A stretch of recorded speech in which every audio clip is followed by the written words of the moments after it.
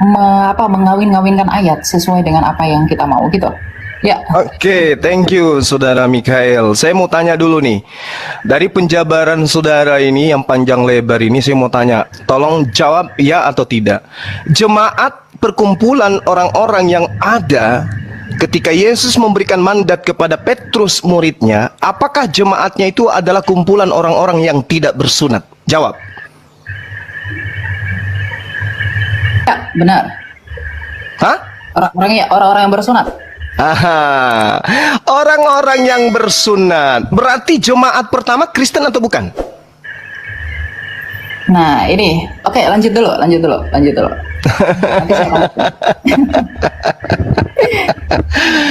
Saudara harus memahami bahwasanya Kristen itu di dalam pandangan Paulus sendiri adalah kumpulan orang-orang yang hidup secara kafir. Jadi jangan Anda ngadi-ngadi mengatakan jemaat pertama, gereja yang pertama adalah Kristen. No, nonsense, bullshit. Makanya perlu belajar, bukan hanya kecepatan berbicara. Mulut dan otak itu harus sinkron, Bung. Jadi jemaat pertama yang didirikan oleh Petrus adalah jemaat Yahudi, bukan Kristen. Kumpulan orang-orang yang tidak bersunat haram hukumnya masuk di dalam jemaatnya orang Yahudi sampai hari ini. Jadi jangan mimpi. Anda boleh lincah berbicara, tapi Anda tidak berdata. Oke? Nah, sekarang saya sadarkan kepada saudara, ketika saudara mengatakan Taurat itu hanya bayang-bayang, ilmunya dari mana? Dari orang Farisi kan? Nah, itulah kalian, pengikut orang Farisi. Sementara Tuhan memberikan pernyataan yang sangat luar biasa di dalam pemahaman orang Yahudi itu sendiri, bahwa Taurat yang datang kepada Nabi Musa itu adalah jalan hidup, yang siapapun yang menapaki daripada hukum Taurat itu dalam kehidupan orang Bani Israel, mereka akan mendapatkan hidup. Itu Kristen di situ nggak ada. Anda mengatakan hukum Tuhan adalah bayang-bayang, itu mau Anda karena Anda Kristen. Tetapi orang Yahudi, di mana mereka adalah umat yang diangkat derajatnya oleh Tuhan, apakah pernah diajarkan Taurat itu bayang-bayang dan yang benar adalah ajaran Kristen? Mimpi. Itu mimpi itu, Bung. Makanya Yesus mengatakan, wahai Bani Israel, waspadalah kepada orang Farisi. Tapi kalau di Kristen, wahai orang Kristen, rangkulanlah dengan orang Farisi. Coba Anda lihat itu dari kacamata perspektif kerangka berpikir Anda aja dulu. Kristen berasal dari orang Farisi atau bukan? Yes, orang Farisi. Siapa orang Farisinya? Paulus. Apa pembuktiannya? Pengakuan dari mulutnya sendiri. Di mana diterangkan? Filipi 3 nomor 5. Aku adalah orang Ibrani asli dari keturunan Benyamin. Aku adalah orang Farisi. Kata Yesus, waspada. Ini waspada. Dan betul saja. Sekali lagi saya katakan, kalau Anda cerdas, Anda orang terpelajar, satu-satunya pemain tunggal yang mendirikan agama, mendirikan sekte di luar daripada agama Yahudi yang dianut oleh Yesus, hanya Paulus. Sekte apa itu? Kristen. Orang Yahudi menyebutnya Nasrani. Itu diterangkan dalam Kisah Para Rasul 24 nomor 5. Jadi tolong teman-teman Kristen mulai hari ini Anda imani dan percayai bahwa jemaat pertama adalah Kristen. Itu buyar. Tinggalkan itu adalah pembodohan. Jemaat pertama yang didirikan oleh Petrus adalah kumpulan ahli-ahli Taurat. Mereka adalah orang-orang yang bersunat. Mereka yang ketika masuk ke bait suci bukan duduk di bangku, tetapi mereka berdiri untuk sujud di hadapan Tuhannya mereka. Sebelum masuk ke rumah ibadah mereka cuci kaki, cuci tangan, membasuh wajah dan seterusnya. Mereka wudhu. Sementara Kristen itu beda. Jadi jangan pernah mimpi jemaat mula-mula yang didirikan di atas batu karang itu adalah Kristen. Itu pembodohan. Catat itu. Jemaat yang didirikan Petrus adalah kumpulan orang-orang yang bersunat. Mereka adalah praktisi Torah. Ya, catat. Sehingga ketika Anda mengatakan kami adalah Kristen awal mula dari muridnya Yesus, itu bohong. Paulus mendirikan sekte di Antioquia itu karena dia mengaku dia diutus sebagai rasul kepada orang-orang yang tidak bersunat. Maka jemaat pertama, orang-orang yang tidak bersunat, pemakan babi, adalah Kristen, dan itu tidak ada korelasinya dengan pengajaran Yesus. Jadi ketika Yesus mengatakan waspadalah kepada serigala-serigala yang nyamar seperti domba, yang dimaksud tidak lain adalah Paulus in the gang. Silakan Anda bantah. Oke. Ya, terima kasih Pak Juma ya. Sebenarnya saya juga mau menunjukkan bahwa seringkali Bapak Juma dalam rautan argumentasinya itu gagal sekali berpikir dengan apa yang saya sampaikan. Kemudian merujuk dari apakah orang-orang Kristen yang di jemaat yang didirikan Yesus itu bersunat? Iya, bersunat. Ketika saya bilang ya bersunat, langsung Bapak berpikir bahwa wah, argumentasi saya sudah patah karena itu. Enggak. Sebenarnya ini hanya ketidaktahuan Anda ya. Orang Yahudi yang percaya Yesus itu tetaplah harus disunat. Karena sedangkan orang Yahudi yang percaya Yesus tidak dibebankan hukum sunat. Kisah Para Rasul 21 ayat 25. Tetapi mengenai bangsa-bangsa lain yang telah menjadi percaya, sudah kami tuliskan keputusan-keputusan kami, yaitu mereka harus menjauhkan diri dari makanan yang dipersembahkan berhala, dari darah, dari daging binatang yang mati, dan dicekik dari percabulan. Ayat 20-nya kalau kita melihat sebelum sampai kepada konklusi ini, mendengar itu mereka memuliakan Allah, lalu yang berkata kepada Paulus, saudara, lihatlah beribu-ribu orang Yahudi telah menjadi percaya, dan semuanya rajin memelihara hukum Taurat. Di ayat 22-nya, tetapi mendengar tentang engkau, bahwa engkau mengajar semua orang Yahudi yang tinggal di antara bangsa-bangsa lain untuk melepaskan hukum Musa. Bangsa lain untuk melepaskan hukum Musa. Bapak harus mengerti ya, bahwa ketentuan sunat itu diberikan kepada yang memang diteruskan dari Abraham, kemudian berakhir di orang-orang Yahudi dari kedua belah suku Israel ini sebagai bentuk perjanjian mereka. Kemudian selanjutnya dikatakan sebab engkau menyatakan supaya mereka jangan menyunatkan anak-anaknya dan jangan hidup menurut adat istiadat kita. Jadi kita harus mengerti teman-teman bahwa hukum sunat ini adalah hukum yang only berlaku bagi orang-orang Yahudi. Tapi karena Yesus menyatakan pergilah jadikanlah semua bangsa muridku, baptislah mereka di dalam nama Bapa, Putra dan Roh Kudus. Artinya hukum Yahudi ini tak berlaku lagi bagi dunia ini. Itu berlaku bagi mereka aja. Bagi dunia ini tidak berlaku lagi hukum sunat karena mereka sudah disunatkan melalui kematian Kristus. Inilah relevansi yang saya katakan. Saya tetap konsisten dalam argumentasi saya. Saya tidak mau gagal berpikir ya. Nah, ketika Yesus menyatakan baptislah semua orang di dalam nama Bapa, Putra, Roh Kudus, kemudian juga Paulus. Jadi Paulus ini bukan bertentangan dengan Yesus. Ini yang harus diperhatikan ya teman-teman. Paulus ini menginjil bagi dunia. Karena di ayat 21 dikatakan bahwa di antara bangsa-bangsa lain dan Yahudi dan bangsa-bangsa lain yang melepaskan hukum Musa. Artinya bangsa-bangsa lain itu tidak terikat dengan hukum Musa. Inilah mengapa orang Yahudi itu sangat fanatik dengan orang-orang di bangsa lain. Artinya memang hukum Israel yang sangat ketat ini, yang tadinya perlakuan hukum Taurat ini tidak berlaku lagi bagi bangsa lain. Makanya orang Kristen yang non-Yahudi itu tidak perlu disunatkan. Itu argumentasi yang pertama. Argumentasi yang kedua, mengapa orang-orang Yahudi atau pada masa ketika Yesus mendirikan jemaatnya yang adalah Petrus sang batu karang itu, mereka adalah orang-orang bersunat. Argumentasi yang pertama itu karena mereka adalah orang Yahudi. Kemudian argumentasi yang kedua agar itu tidak menjadi batu sandungan atas pemberitaan mereka. Paulus dengan jelas menegaskan bahwa Timotius itu haruslah disunat, gitu ya, karena si Timotius ini ibunya seorang Yahudi teman-teman yang telah menjadi percaya gitu. Sedangkan ayahnya itu seorang Yunani ya, Yunani, sehingga menurut hukum Yahudi Timotius itu termasuk orang Yahudi. Ini jadi karena keyahudian mereka itu diwajibkan untuk bersunat gitu. Jadi orang yang di luar Yahudi, non-Yahudi, tetapi Injil juga diberikan kepada mereka karena Yesus menyatakan bahwa Injil itu harus diberitakan kepada seluruh dunia. Ya, maka itu tidak berlaku gitu. Karena karunia keselamatan ini diberikan bagi semua orang gitu. Jadi penafsirannya itu harus relevan, jangan dikait-kaitkan yang satu dengan yang lain dan hanya untuk mengukuhkan asumsi kita gitu. Itu prinsip hermeneutika Kristen itu jelas dalam hal ini gitu ya. Jadi sebenarnya tidak ada yang bertentangan gitu, Pak Juma. Oke, baik. Ya. Saya ulangi dengan narasi Anda yang begitu panjang.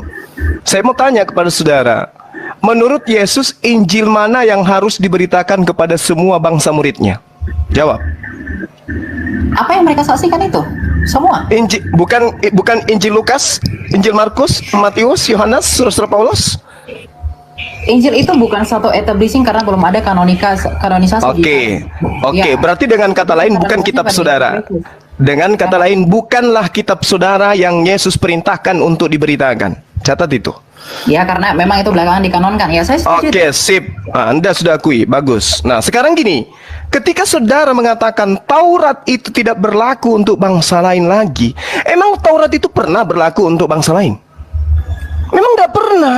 Taurat itu untuk Bani Yakob. Jadi Yesus mati di atas tiang salib untuk membatalkan hukum Taurat untuk Kristen itu nggak nyambung. Yesus datang membatalkan hukum Taurat di atas tiang salib untuk Kristen, tidak nyambung. Efesus 2 nomor 15, dengan matinya Yesus, dia telah membatalkan hukum Taurat beserta segala ketetapan yang ada di dalamnya. Itu nggak nyambung itu. Kenapa Paulus mengajarkan itu? Orang Farisi ini mengajarkan itu. Kenapa? Karena target sasarannya adalah orang-orang yang tidak bersunat. Target sasarannya adalah orang-orang pemakan babi. Mohon maaf. Target sasarannya adalah penyembah-penyembah dewa. Siapa itu? Kekaisaran Romawi Yunani.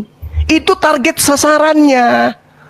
Sehingga hukum Torah yang berat itu menurut pandangan orang Roma dan Yunani kudu harus batal dulu baru diterima oleh mereka. Makanya pernyataan Paulus itu jelas. Jadi kalau Anda mengatakan Taurat tidak berlaku lagi untuk bangsa lain, Bung, Anda belajar di mana? Hukum Taurat itu untuk Bani Israel, bukan untuk non-Israel. Maka sekarang, hai orang Israel, dengarkanlah ketetapan dan peraturan yang kuajarkan kepadamu untuk dilakukan supaya kamu hidup. Ini untuk orang Israel. Jangan kau menambahi, jangan kau mengurangi. Ulangan 4, satu perikop Anda baca, Anda nggak nyambung di situ. Kemudian ulangan 6, inilah perintah, yakni ketetapan dan peraturan yang kuajarkan kepadamu atas perintah Tuhan Allahmu yang dilakukan di negeri di mana kamu pergi untuk mendidikinya, supaya seumur hidupmu engkau, anak cucumu takut akan Tuhan, berpegang pada segala ketetapan yang dan perintahnya yang disampaikan kepadamu, supaya lanjut umurmu. Maka dengarlah, hai orang Israel. Tak ada itu, Bang. Taurat itu untuk Bani Israel. Kalau Anda kurang yakin, silakan Anda baca di dalam Ulangan 33. Hukum yang ada untuk Bani Yakub saja, bukan untuk Anda. Jadi kenapa Yesus mati untuk Anda? Apa hubungannya? Kalau Yesus datang untuk membatalkan dalam perspektif Anda menggenapi, kenapa untuk Anda? Anda sopo? Di dalam di Ulangan 33 dijelaskan, Musa telah memerintahkan hukum Taurat kepada kita, satu milik bagi jemaah Bani Yakub. Anda Bani Yakub? Bukan. Satu lagi, Yeremia 31:31, aku akan membuat perjanjian baru dengan Bani Israel dan Bani Yehuda. Anda Bani apa? Hah? Bukan Anda. Jadi ngapain Yesus mati di atas tiang salib untuk Anda? Ngapain? Tujuannya untuk membatalkan hukum Taurat. Iya, berarti Yesus untuk Bani Israel, bukan untuk Anda. Kalaupun dia dipaksakan untuk mati sebagai persembahan kepada dewa, dia dipersembahkan untuk Bani Israel, bukan untuk Anda.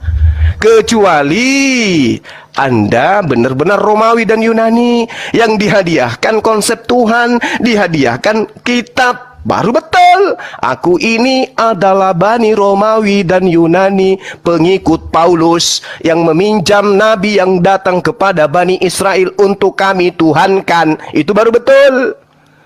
Saya jempol kalau Anda jujur di situ. Yang pertama, Anda sudah mengakui jemaat mula-mula yang didirikan oleh Petrus adalah jemaat bersunat, berarti mereka bukan Kristen.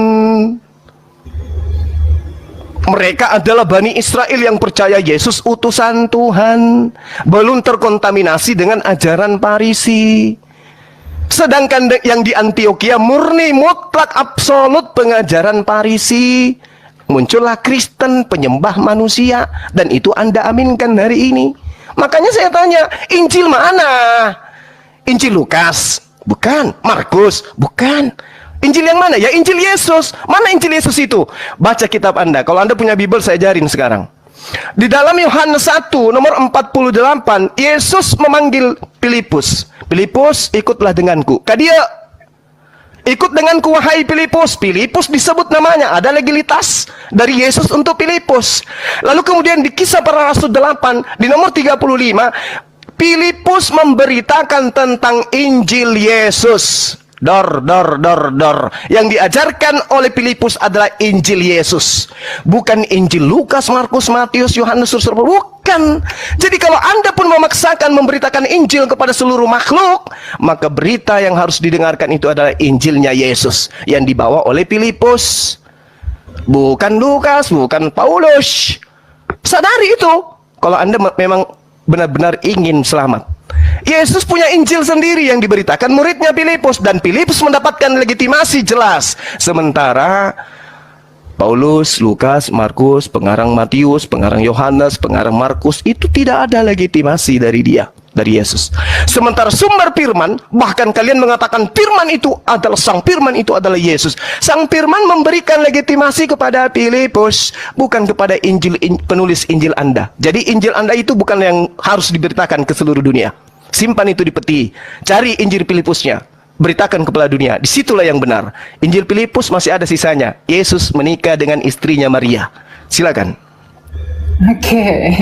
Terima kasih Pak Juma. Ya, saya ini ya sudah cukup mendengarkan tadi ya apa yang disampaikan.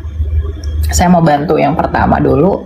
Tadi Pak Juma menyatakan berkaitan dengan Taurat itu untuk orang Yahudi. Ya, kita buka Lukas 16 ayat 16. Lukas ya. Hukum Taurat dan kitab para nabi berlaku sampai kepada zaman Yohanes. Dan sejak itu kerajaan Allah diberitakan dan setiap orang menggagahinya berebut memasukinya. Yang pertama. Yang kedua, Matius 11 ayat 13. Sebab semua nabi dan kitab Taurat bernubuat hingga tampilnya Yohanes. Jadi Lukas, Matius itu relevan bahwa Taurat itu hanya berakhir dan berlaku sampai di masa Yohanes. Oke, jadi di sini kita bisa melihat bahwa Matius itu memberi penjelasan lebih jelas dengan menempatkan kata mereka bernubuat itu berakhir hingga tampilnya Yohanes Pembaptis tentang kesaksian kebenaran yang akan datang di dalam Kristus. Dengan demikian kita mengerti bahwa Taurat itu dan nubuat-nubuat para nabi dalam Perjanjian Lama berakhir pada saat tampilnya nabi terbesar, yaitu Yohanes Pembaptis, ya. Dengan tanda kematian Yesus di kayu salib berlaku hukum Kristus, hukum kasih. Ini saya sudah tegaskan dari awal bahwa hukum Kristus itu adalah dua hukum. Hukum Taurat itu terikat pada 613 hukum. Gitu. Jadi yang 613 itu sudah tidak berlaku lagi. Kenapa? Karena para nabi pun itu semua bersaksi dan akan bernubuat tentang Dia yang akan datang. Yang di dalam Lukas yang saya bacakan tadi, berakhirnya nubuat tentang kesempurnaan yang akan datang itu telah selesai. Diakhiri di dalam masa kenabian Yohanes Pembaptis. Itu sudah selesai sampai di sana. Yang nantinya akan didatangi oleh Sang Firman itu yang menjadi manusia, di mana Sang Kristus itu sendiri Sang Firman itu yang menyatakan diri Bapa di dalam dirinya. Hal ini juga kita bisa melihat di dalam Efesus 2 ayat 15, bahwa dikatakan di sana bahwa sebab dengan matinya manusia, ia sebagai manusia maksud saya, ia telah membatalkan hukum Taurat ya, dengan segala perintah dan ketentuannya untuk menciptakan keduanya menjadi satu manusia baru di dalam dirinya, dan dengan itu mengadakan damai sejahtera. Jadi kalau banyak polemikus yang menuduh bahwa Paulus itu menyatakan bahwa hukum Taurat itu dibatalkan sedangkan Yesus itu menggenapi, artinya konklusinya bahwa Yesus itu dengan Paulus itu bertentangan. Tidak. Kenapa? Jelas ditegaskan oleh Lukas bahwa hukum Taurat itu berakhir mengenai pewahyuannya dan peraturannya itu sampai kepada zaman Yohanes. Itu yang pertama. Jadi ayat ini sudah membantah argumentasi dalam perspektif kekristenan ya. Maksud saya bahwa Bapak menyatakan Taurat itu akan berlaku selama-lamanya. Tidak. Ya tidak. Karena orang Yahudi, karena Lukas ini ditulis sama Lukas, dia itu orang Yahudi. Jadi kalau dia itu orang Yahudi, tidak mungkin dia punya perspektif bahwa kalau memang hukum Taurat itu berlaku sampai selama-lamanya, tidak merujuk kepada nubuatan yang akan datang di dalam kesempurnaan Yesus Kristus, ini mereka tidak akan menyaksikan ini. Kalau kita merujuk kepada hukum dwi ganda saksi, kesaksian ini benar adanya, karena Lukas juga menyatakan demikian, Matius juga menyatakan demikian, kemudian juga dikonfirmasi di Efesus. Ini jelas urgensinya. Kemudian yang kedua, mengenai Injil gitu ya. Tadi Bapak menyatakan bahwa Injil itu di Filipus. Kenapa di Filipus itu tidak diakui, sedangkan di Filipus itu Yesus itu katanya menikah bla bla bla dan lain-lain. Kenapa kalian tidak memberitakan Injil yang dari Filipus aja? Inilah keterbatasan literasi, bahwa arti kitab Injil itu adalah kabar baik. Memang saya harus mengakui ya, saudara, saya tidak mau menafikan bahwa kata Injil itu merupakan arabisasi untuk kata Yunani Eugelion gitu. Jadi artinya adalah kabar baik kalau kita buat ke seluruh Indonesia. Matius 4 ayat 23. Yesus pun keliling ke seluruh Galilea. Ia mengajar dalam rumah-rumah ibadat dan memberitakan Injil kerajaan Allah serta melenyapkan segala penyakit dan kelemahan di antara bangsa itu. Ingat ya, kita harus mengkonsentrasikan antara kondisi orang Yahudi pada saat itu dengan apa yang dilakukan Yesus. Perspektif dan juga sudut pandang orang Yahudi yang dalam hal ini adalah mereka Yahudi tentunya teman-teman, karena murid-murid Yesus itu ya orang-orang Yahudi ya. Makanya dikatakan di dalam Markus 1, maaf, maksud saya itu di mana ya? Lukas 4 ayat 43. Tetapi ia berkata kepada mereka, juga di kota-kota lain aku harus memberitakan Injil kerajaan Allah, sebab untuk itulah aku diutus. Jadi kalau Bapak Juma tadi bilang Injil itu keselamatan itu hanya bagi orang Israel, itu salah besar. Literasinya kurang itu ya. Jadi ketika kitab Injil Matius itu menuliskan Yesus memberitakan Injil, artinya Yesus itu memberitakan kabar baik. Sedangkan Injil-Injil yang diberitakan oleh para rasul, ini penerusan ya. Injil-Injil yang diberitakan oleh para rasul adalah kabar baik yang sama tentang apa yang diberitakan Yesus. Meskipun memang Yesus itu selalu menekankan kepada perspektif dan budaya pada saat itu mengenai pernyataan dirinya sendiri secara implisit. Tetapi di perjanjian baru, artinya para murid yang bersaksi tentang pemberitaan Kristus itu memberikan penjelasan yang lebih clearus artinya. Jadi lebih jelas tentang siapa Kristus itu sebenarnya. Jadi Injil kerajaan Allah itu yang diberitakan Yesus Kristus itu adalah sentralitasnya berada di dalam Yesus Kristus, tetapi para rasul dan para murid menegaskan itu lagi. Hubungannya dengan apa? Dengan amanat agung Yesus Kristus bahwa Injil itu harus diberitakan ke seluruh dunia. Jadi Injil itu tidak terbatas pada apa yang ditulis murid tertentu saja Bapak Juma, tapi itu merujuk kepada kabar baik. Kabar baik itu dalam hal ini telah disampaikan Yesus bahwa kamu harus membaptis orang di dalam nama Bapa, Putra dan Roh Kudus. Ini relevansinya dengan apa? Dengan keselamatan yang Yesus tawarkan itu, dengan mengalahkan maut, dengan kematian dan kebangkitannya di kayu salib. Jadi kabar baik di sana adalah karena ketika Yesus itu menyatakan bahwa hidup di zaman pada saat itu dia belum mati. Jadi Injil kerajaan Allah itu yang merujuk kepada dirinya sendiri. Sedangkan ketika Yesus memberi mandat dan amanat agung baptislah mereka di dalam nama Bapa, Putra dan Roh Kudus, dia sudah mati tapi bangkit kembali. Artinya Yesus secara implisit menyatakan kepada murid-murid, sampaikan ke dunia bahwa aku telah mati, aku telah bangkit, dan aku naik ke surga, dan baptis mereka di dalam nama Allah Tritunggal agar mereka dapat diselamatkan. Inilah yang disebut dengan kabar baik itu. Tidak bertentangan dengan apa yang Yesus ajarkan. Saya juga bingung dengan rautan argumentasi apa Anda mengkait-kaitkannya dengan Filipus, kemudian juga menuduh bahwa Yesus itu pernah menikah. Yesus itu pernah menikah tidak pernah divalidasi fakta sejarah. Tutup Alkitab, kita buka fakta sejarah. Tulisan Marabin Serapion, kemudian tulisan Tacitus, kemudian juga siapa namanya satu lagi saya lupa, yang dari Roma itu. Mereka tidak pernah menyaksikan Yesus Kristus itu menikah. Bahkan Flavius Josephus itu membuktikan dan juga menuliskan dalam sejarahnya bahwa Yesus itu diakui dan dianggap orang Yahudi itu bangkit pada masa itu, dan tidak pernah menuliskan historikal tentang pernikahannya dia. Jadi Injil itu merujuk kepada kabar baik, terlepas dari bagaimana memang perspektiva dari budaya pada bangsa itu. Gitu Pak Juma ya. Terima kasih. Oke, baik ya. Jadi Paulus sendiri mengakui di dalam Galatia 1 nomor 6, aku heran bahwa kamu begitu lekas berbalik daripada Dia yang oleh kasih karunia Kristus memanggil kamu dan mengikuti satu Injil yang lain. Ya. Jadi saudara harus memahami bahwa Dari zaman Yesus, dari zaman Paulus saja, Injil-Injil itu sudah bertebaran. Banyak Injil yang kemudian ada pada masa itu.